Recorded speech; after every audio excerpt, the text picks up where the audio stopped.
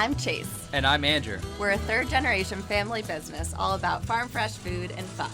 Welcome to the Stu Leonard's Legendary Podcast.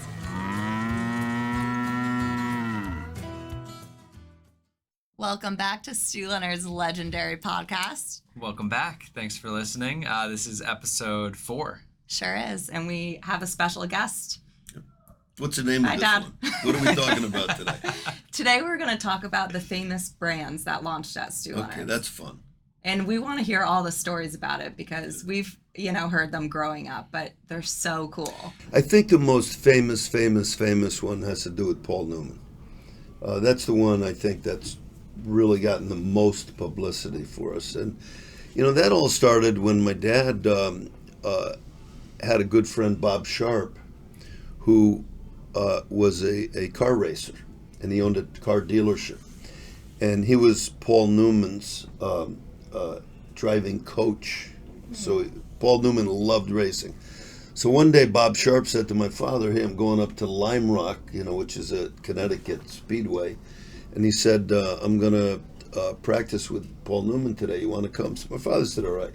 They went and stopped at a little diner on the way up. It was early in the morning, and they were getting breakfast.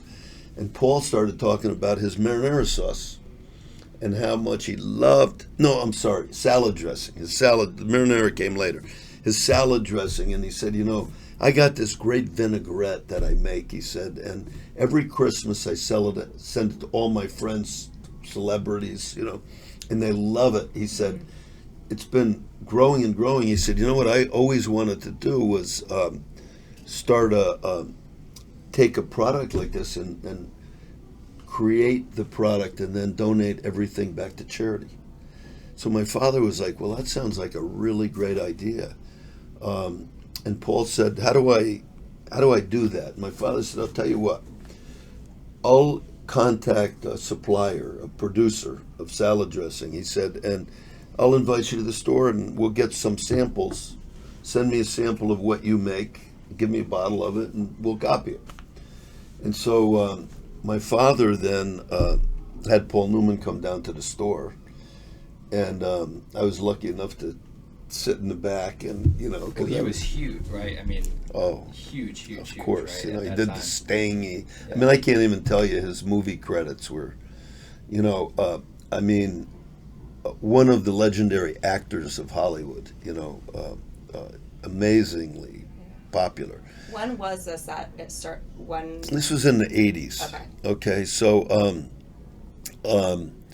anyway, Paul sat there, tasted the dressings. He said, "That's the one I like right there." So the guy was from Ken's Salad Dressing, actually up in Boston, a great family business. He said, "Look, we'd be happy to make it, but to get a label designed and to put this into production," he said, I really have to do 2,500 cases for the first run. That's a minimum, to start my big machine up and everything. And so Paul said, yeah, I don't even have a garage that could fit 2,500 cases, and because his cars were taking up too much space. Maybe. He loved cars, too. He loved cars. He was a wonderful, wonderful person. He really was. So anyway, So my father at that time said, I'll tell you what, Paul, whatever you don't want, you take as much of that 2,500 as you want. And he took like maybe a couple hundred cases. He said, I'll sell the rest of it at Stu Leonard's. I remember my dad made this display that looks probably the size of a minivan today, in the store. He had pictures. Paul was gracious. Him and A.E. Hotchner, who was a good friend of Paul's, they sort of started the whole thing together. And so my father has a picture of him, Newman, A.E. Hotchner right there. Big picture in the store. Try Paul Newman salad dressing. And then it was buy 2, get a head of lettuce free. Oh. So it was a big promotion right there. Cross merchandising. I'll tell you, that thing took off. It was, the media was coming in, taking pictures of it. He was donating everything back to a charity. Finally, he has the Paul Newman Hole in the Wall Gang Camp where he helps a lot of cancer patients. It was just a beautiful, beautiful product, beautiful people. it worked out just so good. So all of a sudden, poof, the thing did great at Stu Leonard's. I mean, then the next thing you know, it's in all the regional chains and Costco and Walmart, and you can find it anywhere today. It just was probably one of maybe the first real items that hit massive popularity, and it's giving everything back to charity. Yeah. I want to ask you, because Andrew and I did an episode about every product has a story. Yeah. And you've always said a product doesn't sell itself. Right. And I think one thing that set Paul Newman's product apart, besides tasting great and having his name attached to it, was the story that you guys were able to tell about his salad dressing. Yeah. And getting those photos up there on the signs, like you said. How important is that for a product? Well, it's like the wine business, which we sell a lot of wine every year. You can taste a wine, and it's a good wine, okay? And you can put it in the store and just put, that bottle of wine out, say whatever it is, $10 or $20 a bottle.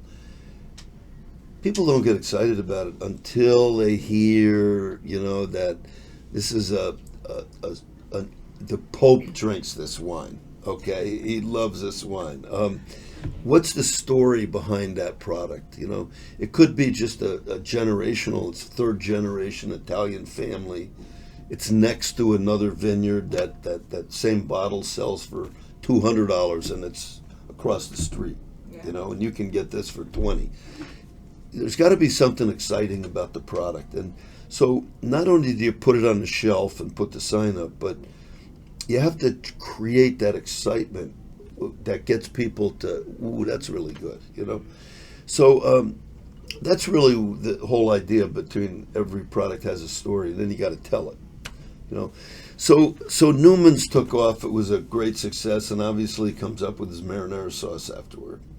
And we put that in the store. We're thrilled, to put that in. He did a barbecue sauce. It never did that well, but he wanted to do this thing where 9 out of 10 cows approve of my sauce. Okay, he was like hot on that one thing. So anyway, we called him up and said, "I'll tell you what, Paul, we'll get 10 cows down to the store, okay, and for his launch of this barbecue sauce, and we'll put those little, I don't know what they call them, those little carpets over the cow. What do they call them? Yeah, it's almost like a little shawl." A shawl, whatever, Yeah. And so we had it, and on the side we had our art department write no 9 times on 9 cows, and then the one cow was yes. Okay.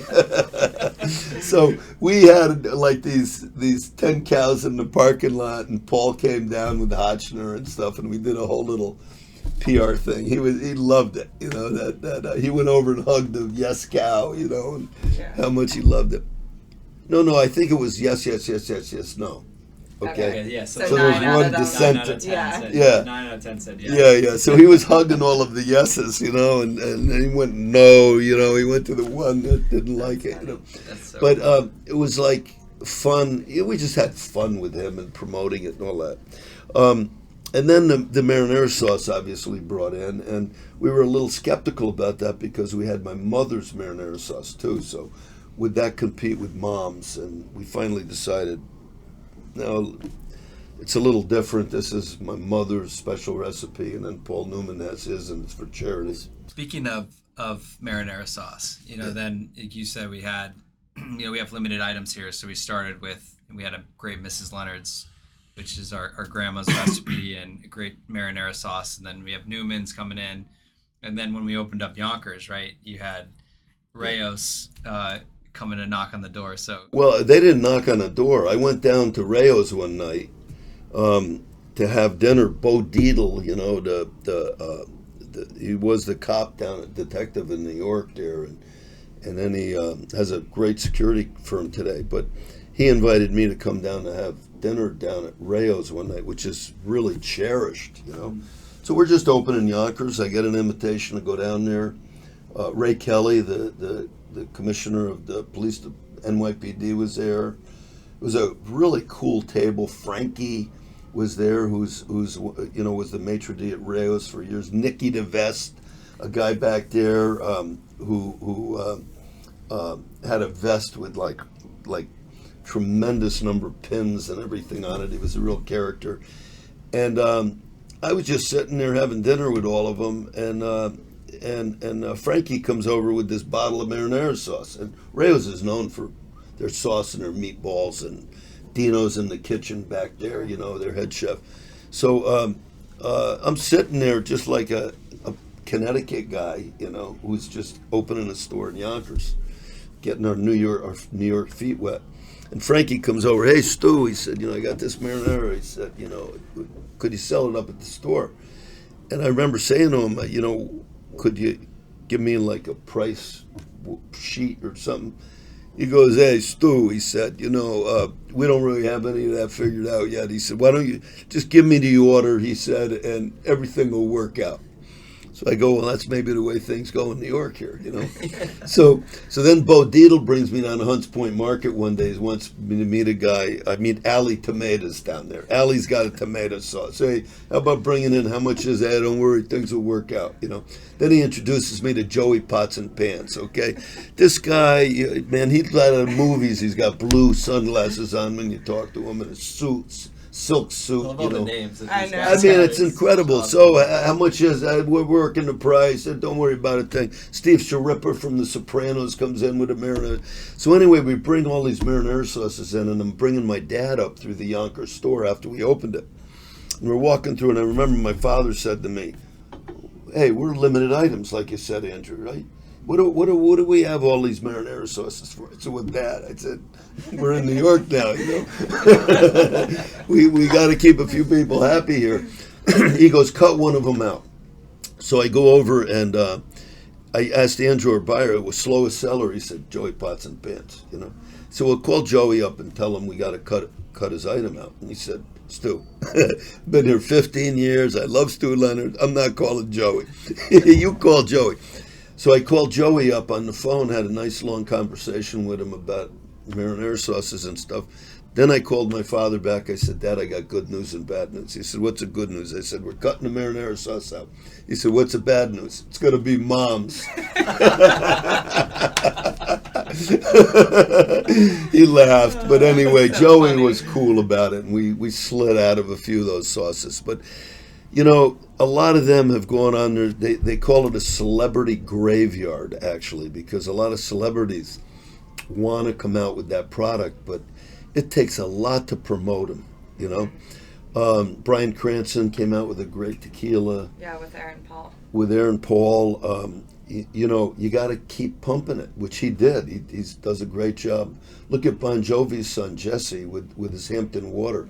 Mm-hmm. They promote it all over the place. So, it takes a lot of, you got to keep the fire burning. You can't just do a 2-month intro, book tour or something, and then leave it alone. You got to keep demos. I mean, with the platform that we have here, with the volume that we do, a lot of these brands too, like you said, like they need to come in and demo it and do that, start that show and sell, and get, whether it's a beverage, liquid to lips, or even granola. If you look at that tuna guy you just saw in the store. Yeah, Tonino Tuna just came in and they're demoing like crazy. And if you have a really good product, I mean, that's so important when you. Well, you know what, too, Andrew. One of the reasons we're able to get a lot of these products in is we don't charge them this big slotting fee like a lot of the big chains do.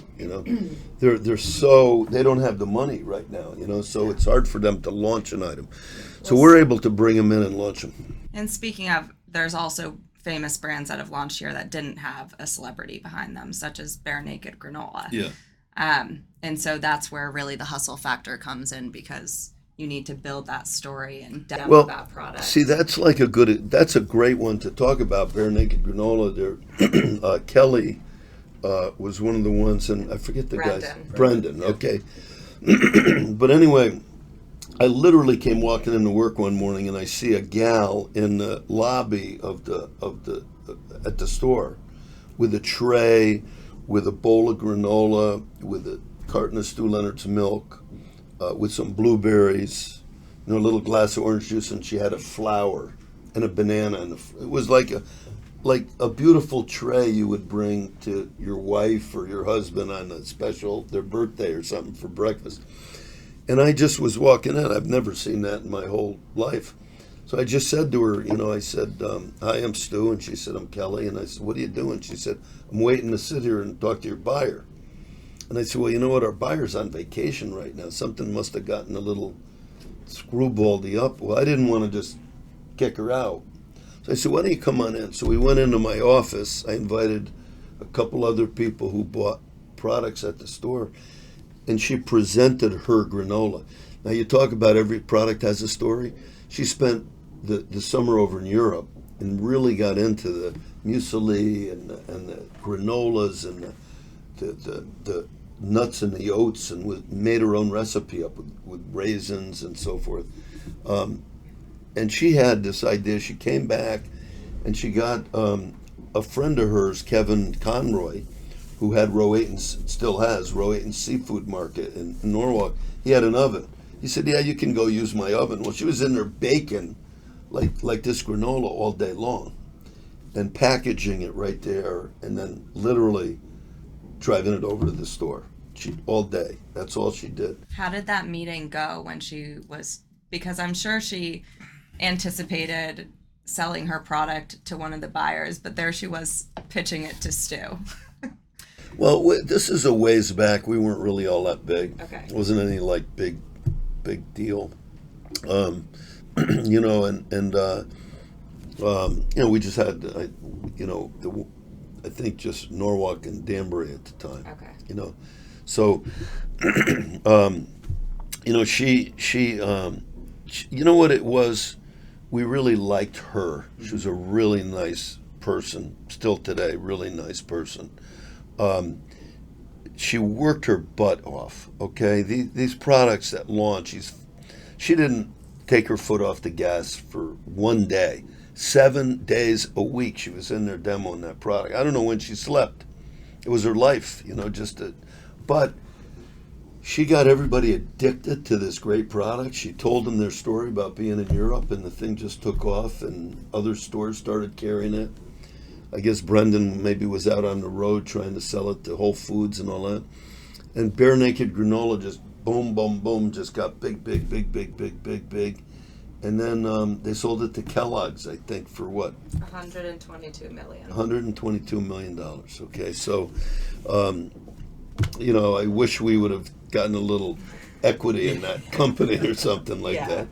For our charity would have been. Speaking of, Bywater was another brand that started at Stu's. Yeah, I remember. I mean, that was more of a recent one that, Ben Weiss was the founder, and I remember when they came in, I actually had a couple buddies that worked on their sampling team, but I mean, they came into Stu's really we were probably the first cannons blaring, right? Yeah, guns firing, right? Bang, right? A couple days, and they had tents and sampling teams galore out there, and they were just pumping this product and getting people to try it and telling the story about what it is and what's so good about it and tasting the flavor and all that stuff. And I mean, that was a perfect example of a hustle factor as well, because if that product comes in and it just sits on the shelf,